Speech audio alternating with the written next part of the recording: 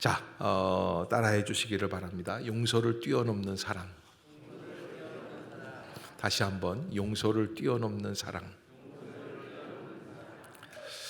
예수님께서 부활하시고는 막달라 마리아를 제일 먼저 만나 주시지 않습니까? 사실은 그는 열심은 있었어요.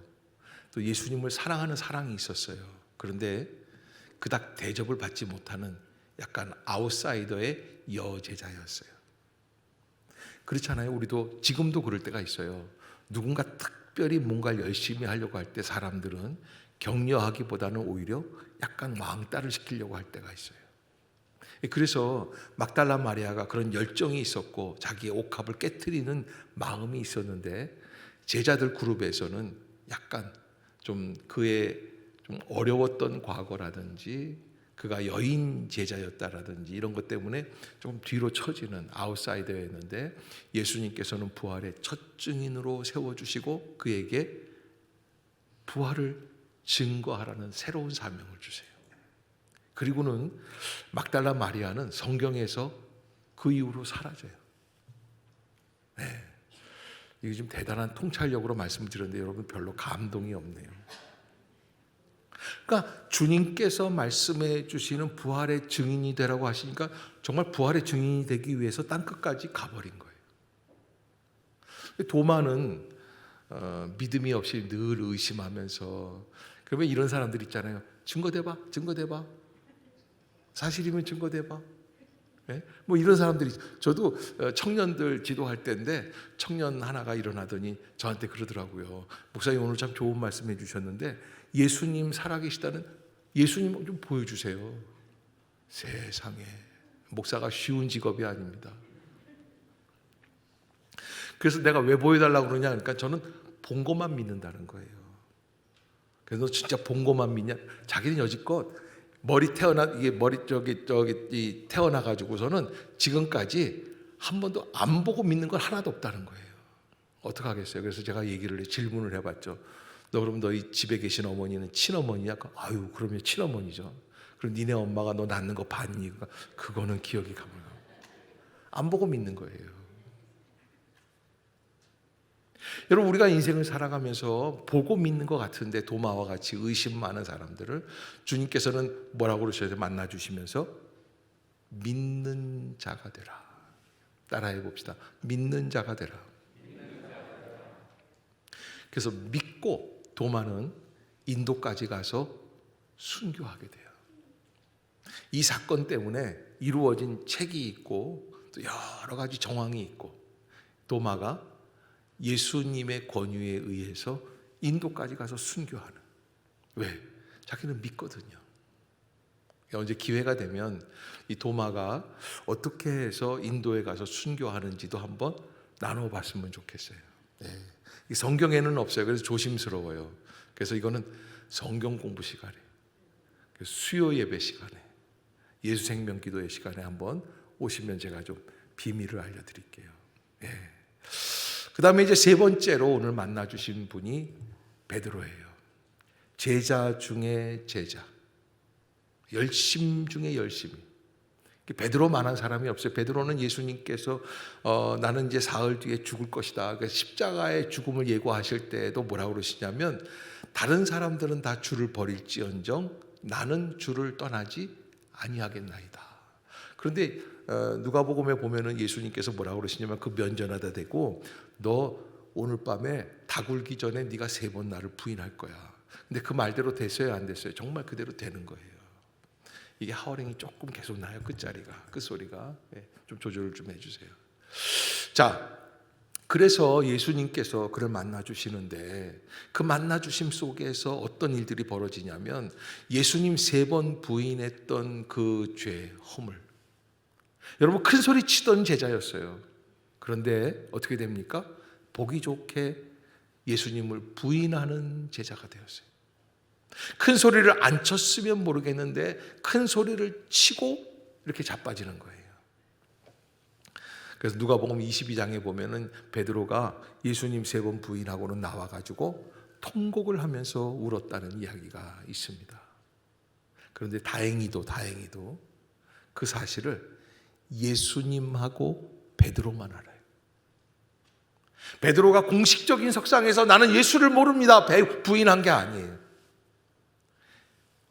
은밀하게 개인적으로 여종 하나가 당신도 갈릴리 사람이지? 당신도 예수 파지? 그러니까 나는 아니야. 나는 아니라니까. 이렇게 두 번 하다가 맨 마지막에는 안 되겠는지 예수가 누군지 모르지만 죽으라고 그래. 저주까지 했어요. 근데 그 모습을 딱 얘기하는 순간에 예수님과 베드로가 눈이 어떻게 되는 거예요? 삐리리 하고만. 안 보셨으면 괜찮은데 예수님이 쏙 돌아보시는 거예요. 그러니까 베드로가 깨닫죠. 아하, 나의 한계가 여기까지구나. 그런데 여러분, 오늘 본문 21장을 보면은 예수님이 부활하셔서 나타나셨는데 베드로는 도망가는 형국이에요. 그게 2절에 보면 이렇게 돼 있어요. 시몬 베드로와 디두모라 하는 도마와 갈릴리 사람 나다나엘과 세베대의 아들들과 또 다른 제자 둘이 함께 있더니 베드로, 도마, 그 다음에 나다나엘, 그 다음에 야고보, 요한, 그리고 다른 사람 둘, 7명. 이 7명은 원래 직업이 어부예요. 근데 이 사람들과 함께 있다가 3절에 보면 21장 3절에 뭐라고 되어 있냐면 시몬 베드로가 나는 물고기 잡으러 가노라. 자, 도망가겠다는 거예요. 여러분 참 이상하죠? 예수님 부활하셨으면, 부활하셔서 제자들에게 보여주셨으면, 막달라 마리아 또 도마까지 다 보여주셨으면 이제는 뭐 해야지 됩니까? 예수님의 부활을 증거하는 사람으로 살아가야 돼요. 그런데 베드로는 모든 걸 포기합니다. 왜? 들켰다 이거예요. 들통났다 이거예요. 이제 예수님이 오셔서 다 까발리실 거야. 어떻게 하면 좋을까? 나는 물고기 잡으러 가노라. 그들이 우리도 함께 가겠다 하고 나가서 배에 올라탔다. 근데 예수님이 어디까지 오셔요? 거기까지 찾아오시는 거예요. 그리고 조반을 먹이신 다음에 오늘 본문 15절부터 우리가 읽은 본문이 시작이 되는데 예수님께서 뭐라고 말씀을 하시냐면 요한의 아들 시몬아 내가 이 사람들보다 나를 더 사랑하느냐. 따라해 봅시다. 요한의 아들 시몬아 내가 이 사람들보다 나를 더 사랑하느냐. 옆에 사람 한번 바라보세요. 부부는 부부끼리, 남자는 남자끼리, 여자는 여자끼리 한번 손을 한번 잡아보고 이렇게 얘기하는 거예요. 요한의 아들 시몬아 내가 이 사람들보다 나를 더 사랑하느냐. 시작. 나를 더 사랑하느냐. 눈과 눈을 마주치고 얘기해야 돼요. 내가 이 사람들보다 나를 더 사랑하느냐. 여러분 이 얘기를 하면은 사실은 어제도 제가 결혼식을 하나 참석했었는데 눈과 눈을 보고 얘기하라니까는 신랑도 떨고 신부도 떨고 그렇게 좋아 죽겠다고 그랬지만 사실은 눈과 눈을 마주보고 하는 게 쉽지가 않은데 예수님이 베드로의 눈을 바라보시고 내가 이 사람들보다 나를 더 사랑하느냐. 이거 무슨 얘기예요? 여러분 예수님의 질문을 한번 생각해 볼 필요가 있는데 예수님이 질문하실 때 의도가 있어요. 의도가. 그건 뭐냐면 우리로 깨닫게 하시는 거예요. 그런데 예수님이 질문하시는 이유는 어디에 있어요? 베드로가 3번 부인했기 때문에 책망하시는 거예요. 그러면 어떻게 질문해야 돼요? 너 왜 그날 나 부인했어? 내가 조심하라고 그랬잖아. 너는 몇 번을 말을 해도 그렇게 설레발을 떨고 앉아있냐. 이휘재처럼 말이지. 남는 게 없고 지금 한국에 없잖아요. 너 왜 자꾸 그러니? 너 조심해야 됐잖아. 뭐 이런 식으로 얘기를 해야지 돼요. 그런데 예수님은 그러지 않으세요. 요한의 아들 시몬아 내가 이 사람들보다 나를 더 사랑하니? 그러니까 이거는요 차라리 너 왜 그랬냐고 꾸짖는 것보다 더한 것 같아요. 숨이 조여오는 거예요. 꼴깍 삼키는 거예요. 다른 얘기를 안 하셨어요. 예수님을 만난 베드로는 예수님이 자기를 책망하실 일을 기다리고 있었어요. 왜? 최고의 제자였어요. 그런데 한순간의 고백으로 망가뜨렸어요. 그러니까 이제 뭐라고 얘기를 해야지 되겠어요. 그런데 예수님은 뜻밖의 질문을 하세요. 요한의 아들 시몬아 내가 이 사람들보다 나를 더 사랑하느냐. 그러니까 그 다음에 그 15절 끝부분에 보면 시몬 베드로의 대답이 있죠. 내가 주님을 사랑하는 줄 주님께서 아시나이다. 이게 무슨 얘기예요? 주님 다 보셨잖아요. 내가 사랑한다고 하지만 얼마나 연약한지를 다 아시잖아요. 근데 결국에는 이 제자들 앞에서 들통을 내셔야 되겠어. 뭐 이런 얘기예요. 그러하나이다. 내가 주님을 사랑하는 줄 주님께서 아십니다. 내가 더 할 말이 없다는 얘기예요.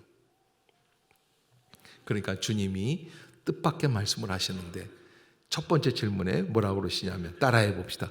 내 어린 양을 먹이라. 다시 한번 내 어린 양을 먹이라. 야, 이 배반한 사람을 뭘 하라는 거예요? 양을 치라는 거예요. 양을 치라는 건 뭐예요? 교회를 감당하라는 거예요. 오늘 이 시간에 예수님께서 베드로를 만나시고 그 아침에 베드로에게 질문해 주시고 이 말씀을 하지 않으시면 우리 교회는 이 자리에 있을 수 없어요. 예수님의 은혜와 용서가 시작되었기 때문에. 아멘. 갈릴리 바닷가 주변에 약간 언덕으로 그 갈릴리 바닷가를 이제 그 성지 순례를 가면은 점심 때 베드로 고기라고 하는, 베드로가 이제 뭐 많이 잡았다 그래서 베드로 고기를 줍니다. 이걸 튀겨서 줘요. 베드로 고기를 준다는데 어떻게 주나, 난 쪄서 줄 줄 알았더니 바짝 기름에 튀겨서 주는데 아주 맛있었어요. 네. 갈치 튀긴 것보다 맛있더라고요. 그래서 잘 먹고 그리고서 이제 나와서 저쪽으로 이렇게 가는데 타부가라고 하는 지역이에요. 그게 이제 7개의 샘물이 나온다라고 하는 그런 이름이 있는 그 지역의 농원입니다. 벤자민 나무 있지 않습니까? 벤자민 나무들이 이렇게 울창하게 쫙 있습니다. 그 아래로 내려가면 사진 좀 한번 보여주세요. 사진 좀. 예. 베드로 이게 갈릴리 호수가 있고요. 그 옆에 약간 이렇게 여기는 크게 보이는데 아주 작습니다. 예. 그게 이제 베드로 수익권 교회. 그 내부예요. 그 내부에 보면은 이상한 게 강대상이 없고 거긴 넓적한 바위가 이렇게 하나 있습니다. 화강암으로 큰 바위 덩어리. 이 바위 덩어리가 뭐냐면 페트라, 베드로를 상징하는, 페트라라는 게 반석이라는 뜻이거든요. 그래서 여기에서 예수님이 베드로에게 다시 한번 12제자 가운데 가장 수제자로 재임명하셨다는 거예요. 그게 베드로 수익권 교회예요. 그래서 여러분 이제 그만 봐도 돼요. 네, 영상은. 네. 그래요. 만약에 예수님이 이날 만나셔서 베드로를 용서해 주시고 베드로의 잘못을 덮어주시고 그리고 베드로를 초대교회의 수제자로 세워주지 않으셨으면 사도행전 2장으로 넘어가면 어떤 일이 벌어집니까? 베드로가 성령 충만하여서 오순절에 기도를 합니다. 설교를 합니다. 그랬더니 그 베드로의 설교를 듣고 몇 명이 하루아침에 3,000명이 회개하는 역사가 일어납니다. 그게 사도행전 2장에 어마어마하게 역사가 이루어져요. 근데 사실 여기에서 오늘 본문에 보면은 베드로는 어떻게 됐습니까? 베드로는 예수님의 용서를 받고 그리고선 시작이 된 거예요. 그러니까 사도행전 2장에 나오는 그 놀라운 회개의 기적은 누구의 설교 때문에? 용서받은 죄인의 설교 때문에 시작이 되는 거예요. 그러나 여러분, 교회라는 것은 무슨 공동체냐면 사랑의 공동체, 예배의 공동체, 선교의 공동체 여러 가지가 있지만 그 가운데서도 용서받은 사람들의 공동체. 아멘. 따라해 봅시다. 우리는 모두 용서받은 자들입니다. 아멘. 따라해 봅시다. 나는 주님의 용서가 없으면 있을 수 없습니다. 아멘. 이게 믿어집니까? 그대로 고백하십니까? 그 옆에 사람 쳐다보시고 이렇게 얘기하세요. 좋은 말로 할 때 빨리 다른 사람 용서하세요. 네. 여러분, 우리가 주님의 용서함을 받지 않았습니까? 그럼 우리는 뭐 해야지 돼요? 다른 사람 용서해야지 돼요. 근데 용서가 쉽지가 않아요. 내가 누구를 용서할 때 쉽게 용서가 안 될 때가 있습니다. 그저 용서합니다. 그죠? 뭐 한두 번 그러는 게 아니니까 아유 김 집사 그래 내가 알았어 내가 이해할게 용서할 때. 그러나 어느 순간에는 도저히 용납 안 될 때가 있어요. 선을 긋고 싶을 때가 있어요. 아 여기까지인 것 같다. 왜? 그 사람이 하는 말도 문제지만 행동, 태도가 그게 아닌 것 같이 느껴질 때가 있어요.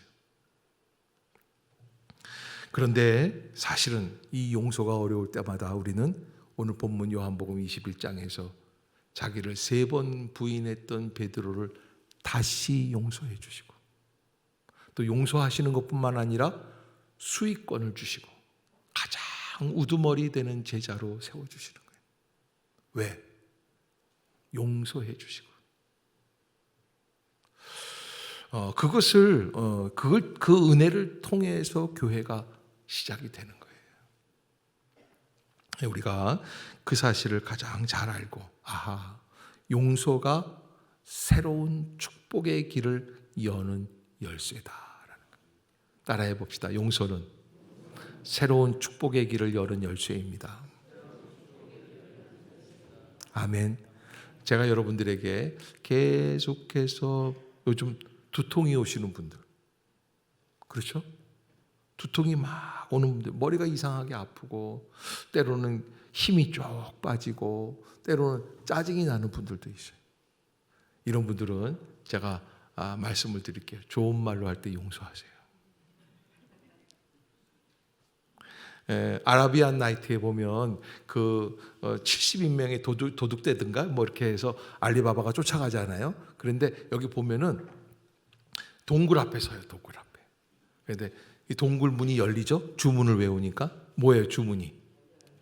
그런데 여러분 가정 안에서 직장에서 어려움이 있을 때 그 돌벽과 같이 막혀 있는 문을 열 수 있는 주문이 뭔 줄 아세요? 따라해 봅시다. 주님의 이름으로 용서합니다. 아멘. 여러분 혹시 그 사람이 내가 용서해야 될 사람이 다른 데 있어도 혼자라도 한번 얘기해 보세요. 주님, 내가 그 사람을 용서하기를 원합니다. 용납하기를 원합니다. 그리고 다시 시작하게 해 주시옵소서. 어쩔 때는 내가 용서하는 게 상관이 없이 뻔뻔하게 지 혼자 지 스스로 자기를 용서한 사람들도 있어요. 그래도 용서하세요. 왜? 그 다음은 누가 인도하시는 거예요? 주님이 하시는 거예요. 예수님이 3번이나 말씀을 해주세요. 그래서 2번째 16절에 요한의 아들 시몬아 내가 나를 사랑하느냐 내 양을 쳐라. 3번째 17절에 요한의 아들 시몬아 내가 나를 사랑하느냐. 그러니까 베드로가 이제는 더 이상 할 말이 없어요. 주께서 3번째 내가 나를 사랑하느냐 하심으로 베드로가 근심하여 이르되 주님 모든 것을 아시오매. 그렇죠? 뭘 아신다는 거예요? 자기가 얼마나 부족한 존재임을 아신다는 거예요. 내가 주님을 사랑하는 줄 주님께서 아시나이다. 그때 주님께서는 그 베드로에게 뭐라고 말씀을 하시냐면 내 양을 먹여라. 교회에 실권을 주시는 거예요.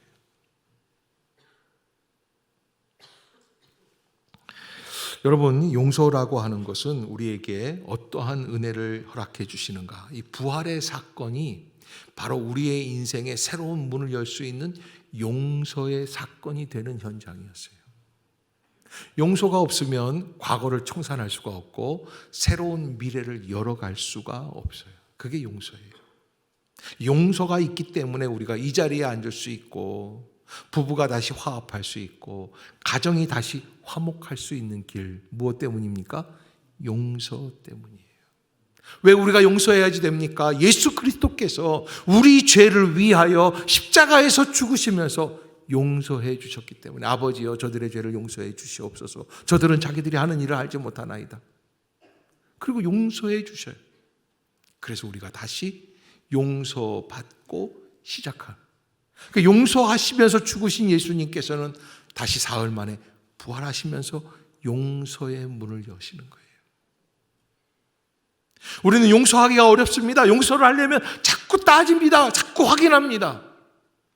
그러나 예수님께서는 전혀 다른 의미로, 그래서 주님이 우리에게 곤란한 질문을 하실 때가 있습니다. 여기 오늘 본문에도 요한의 아들 시몬아, 내가 이 사람들보다 나를 더 사랑하느냐? 제자들 7명이 이렇게 딱 보는 데서 예수님께서 베드로에게 단도직입적으로 그렇게 말씀을 하시니까 베드로는 당황스럽습니다. 지난번에 예수님 2주 전이에요. 예수님 부인했던 사건을 고백하라는 말씀인가? 나에게 꼭 창피를 주셔야지 될까? 그래서 나중에 이 마태복음, 마가복음, 누가복음에 기록되어 있는 예수님 부인하는 이 장면이 는 것은 왜 그랬냐면 베드로가 자기의 죄를 공중 앞에서 회개했기 때문에. 그래서 기록한 거예요. 그 전까지는 몰랐어요. 대학 학부 다닐 때인데 제가 어느 시험 과목 하나를 과락 낙제를 했어요. F를 맞았어요. 여러분, 제가 이렇게 실력 있는 목사가 못 됩니다. 낙제를 맞아요. 그런데 교수님이 참 어이도 없이 뭐라 그러시냐면 다시 시험 봐 이런 얘기를 안 하죠. 레포트로 대체해 뭐 이렇게 안 하시고 내 방에 와서 구술 시험을 봐라 그래요. 난 안 볼래요. 차라리 낙제를 주세요. 더 어려운 거야.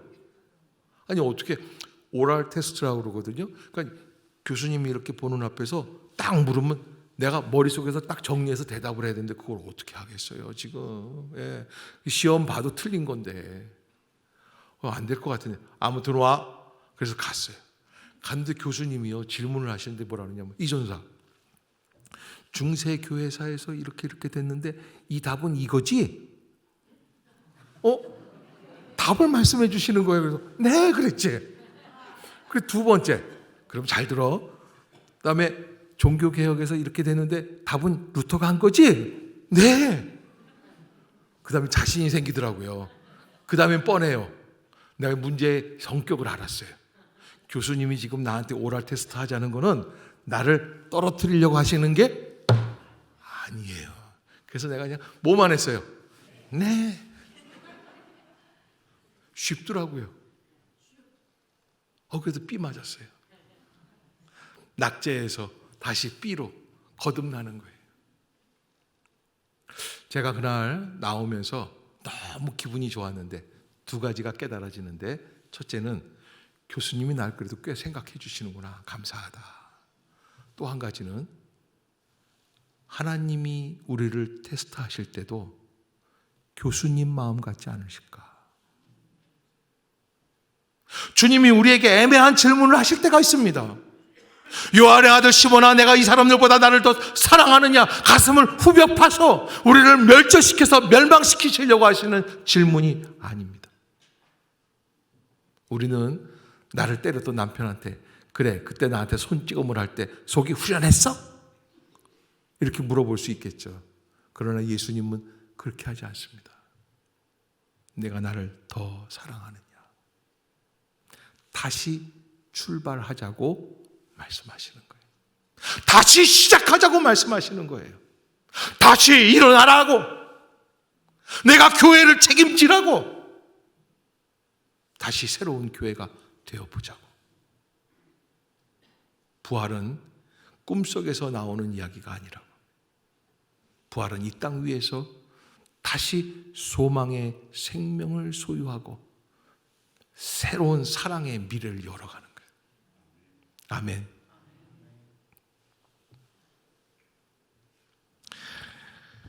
(1944년도) 아주 유명한 이야기가 있습니다. 35살에 미국의 가장 큰 교회 중에 하나, 텍사스의 큰 교회 담임 목사님으로 부임한 어느 젊은 목사님, 35살이니까 얼마나 젊습니까? 그런데 이 목사님이 설교도 잘하고 머리도 똑똑하고 그런 분이었는데, 이렇게 보니까 사냥을 좋아해요. 그래가지고서 젊은 나이에 그러니까 힘이 있으니까 그냥 산으로 들러 나가가지고서 총을 탁 쏘면서 노루 잡는 거 이런 거 좋아하셨던 것 같아요. 어느 날 예배 마치고 주일날 이제 하루 잘 지낸 다음에 월요일이 돼가지고 차를 타고 저 텍사스 저 북부에 있는 산을 가가지고서는 사냥을 하는 거예요. 저 멀리서 보니까 노루가 벌써 퍼쩍퍼쩍 뛰어다녀요. 총을 딱 겨누어서 빵 쐈는데 노루가 콕 꼬꾸라져서 가보니까 노루가 아니라 사람이에요. 사람을 죽였어요. 그래 뭐 경찰에 신고하고 이게 과실사로 나오고 벌금 물게 되고 구속은 안 되지만 교회에 가서 이렇게 솔직하게 얘기를 하고 그리고서 사표를 썼어요. 이제 내 인생은 끝났다. 교회와 언론이 들끓게 했죠. 텍사스에서 우리나라에서 제일 큰 교회, 뭐 순복음 교회 같은 그 큰 교회 목사님이 실수를 하신 거예요. 뭐 이렇게 얘기하겠죠. 노루 잡는다고 핑계대고 사람 죽인 목사가 자격이 있는가? 뭐 이런 얘기를 신문 기사에서 그렇게 얘기하는 거예요. 목사님이 죄책감과 좌절감에 못 이겨 담임 목사직을 사임하고 그리고 교회를 떠나는데 모여있던 재직들 가운데 이런 얘기를 하는 거예요. 야, 이제 저 젊은 새파란 목사가 사람을 죽였는데 어디 가서 목회자로 쓸 수 있을까? 누가 그런 얘기를 했어요. 어느 교회가 사람 죽인 목사를 받아들일까? 그러니까 이렇게 얘기를 해요. 한 권사님이 우리 교회가 목사님을 용서하고 받아들이지 않으면 목사님은 평생 가실 곳이 없습니다. 그러니 장로님이 이 기회에 우리 목사님 한번 용서합시다. 그래서 그 목사님을 다시 받아들이기로 결정을 했어요. 그 뒤에 어떤 일이 벌어졌을까요? 그 목사님이 정말 그 목회의 여정 속에서 54권의 큰 책들을 쓰시면서 아주 성공적인 목회를 잘 마감하시는 그런 목사님. 그래서 W.A. 크리스웰이라고 하는 우리만 모르지 세계는 다 알고 있는 목사님이에요. 크리스웰 목사님의 자서전적인 얘기예요. 나는 용서받은 목사다. 크리스웰 목사님이 집회를 끝내면 자기가 죄인이기 때문에 오신 분들하고 일일이 다 악수를 하면서 겸손하게 인사를 해드리고 아픈 분들은 기도를 해드리는데 젊은 청년이 와서 목사님 제게도 당신과 같은 그런 영감이 있기 위해 기도해 주십시오. 그래서 목사님이 기도해 주셨는데 그 사람이 바로 목적이 이끄는 삶의 책을 썼던 릭 워렌 목사님이 되었다는 거예요. 여러분, 이렇게 정말 엄청난 은혜가 생기는 이유는 어디에 있다고요? 출발점이 용서에 있는 거예요. 영혼의 날개는 용서하고 용서받는 삶을 통해서 자라간다라는 얘기가 있어요. 따라해 봅시다. 영혼의 날개는 용서하고 용서받는 삶을 통해서 자랍니다. 뭐 이런 얘기 있잖아요. 쟤는 날개만 없지 천사야. 그런데 진짜 날개 있는 천사가 되려면 뭘 해야지 돼요? 용서하십시오. 왜? 영혼의 날개가 용서를 통해서 시작이 되는 거예요. 특별히 우리가 뭐 김일성을 용서해야 된다 뭐 이런 거는 우리하고는 전혀 별 문제가 안 돼요. 그런데 용서 못하는 사람이 누구예요? 집에 있는 그놈이에요. 집에 있는 그분. 시도 때도 없이 김치 갖다 주시겠다고 문 여는 그분. 예? 뭐라고 얘기는 안 해도 그런 분들이 있잖아요. 우리가 하나님 앞에서 어떻게 용서하면서 살아가야 될까? 예수님은 어떻게 그런 마음을 먹으셨을까? 내가 베드로를 용서해야겠구나. 저 같으면 부활하신 예수님으로서 저는 이랬을 것 같아요. 제일 먼저 만나고 싶은 사람이 있어요. 누군 줄 아세요? 빌라도 총독이. 자고 있는데 가서 뺨때기를 착 들고 이놈! 네가 날 죽였지. 대제사장 가야바 그 다음 날은 또 가가지고 이놈! 그리고 숨통을 한번 확 조여보고 부활하신 예수님이 목을 졸를 수는 없으니까 한번 졸라보는 거야. 한번. 어디 한번 너 한번 죽는 고통이 뭔지 한번 알아봐라. 그리고서는 이 빌라도 총독과 대제사장을 이끌고 유대인들을 다 데리고 성전 앞에 가서 나는 부활했다. 어때요? 멋있잖아요. 아니 대서특필한다니까요. CNN 뭐 이런 데 다 나오는 거야. BBC 이런 데서. 드디어 십자가에서 죽은 예수 부활했노라. 그런데 복음은 그렇게 시작하지 않았습니다. 예수 그리스도를 믿고 따른다고 했지만 물러서고 나머지 넘어지고 엎드러져서 실패했던 사람들을 주님이 한 사람 한 사람 만나주시면서 그들에게 용서를 주시고 믿음을 주시고 미션을 주시고 그래서 새로운 존재로 이끌어 주시면서 예수님은 그렇게 용서해 주셨는데 그 용서해 주신 그 사건을 통해서 바로 뒤에 사도행전 2장까지 불과 안 돼요. 요한복음 21장 끝난 다음에 사도행전이 시작돼요. 2장 뒤에 베드로는 전 세계를 휩쓸 수 있는 폭발하는 성령의 복음, 예수 그리스도께서는 부활하셨습니다, 이 얘기를 증거하는데 하루에 3,000명이 회개하는 사건이 일어난 줄로 믿습니다.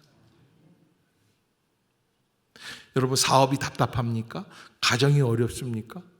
여러분 꼭 마음속으로라도 용서하시면서 용납하시면서 아멘. 그러면서 새로운 길을 열어갈 수 있기를 주의 이름으로 축복합니다. 그때 하나님은 우리에게 새로운 역사를 허락해 주시죠. 그래서 자기를 생각해 보는 거예요. 여러분 제가 전에도 한번 말씀드린 적이 있는데 한 번 더 말씀드릴게요. 저희 1982년도에 신학교 갔는데 신학교 갔을 때 참 어려웠어요. 그때 가난한 학생들이 그렇게 많았어요. 그때 이제 신학교 처음 갔을 때 학교에서 급식 그 학교 식당에서 밥을 먹을 때 식권을 내라고 그러는데 식권이 350원이에요. 근데 그게 다음 해에는 500원으로 오르더라고요. 근데 350원인 때에는 1,000원에 3장 사가지고 그래서 3끼를 먹었는데 500원이 되니까는 1,500원이 있어야 3끼를 먹는 거예요.